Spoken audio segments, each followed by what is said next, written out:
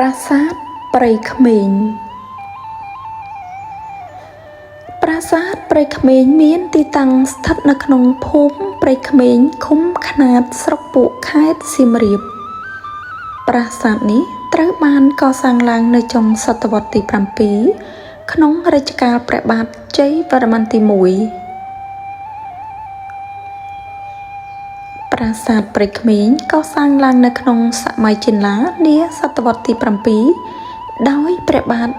ស្រីជ័យវរ្ម័នទី1ដើម្បីឧទ្ទិសដល់ព្រះឥសូរប្រាសាទនេះសាងសង់ដោយប្រើឥដ្ឋថ្ម3ក្រៀមនិងថ្មភក់នៅលើទីទួលបែរមុខទៅទិសខាងកើត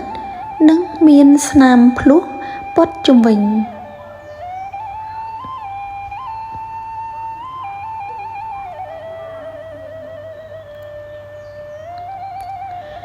បុរាណវិទូបារាំងបានមកដល់ទីនេះជាលើកដំបូងនៅក្នុងឆ្នាំ1933បានរកឃើញផ្តែរសសរពេជ្រនិងសិលាចារឹកមួយផ្ទាំង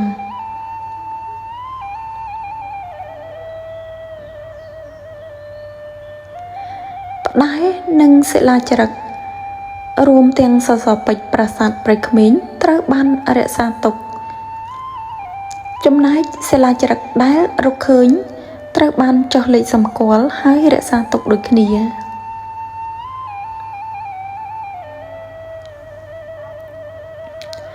តាមការសិក្សាស្រាវជ្រាវរបស់អ្នកជំនាញតំបន់នេះគឺជាទីតាំងរស់នៅរបស់សហគមន៍មនុស្សតាំងសម័យបុរេប្រវត្តិមកម្ល៉េះក្រោយមកគឺនៅសម័យមុនអង្គរមានការសង់ប្រាសាទឡើងទុកជាទីសក្ការៈបូជានិងបន្តមកដល់សតវត្សទី9រហូតដល់សតវត្សទី10ក៏នៅមានមនុស្សបន្តទៅធ្វើបុណ្យនៅទីនោះដដែល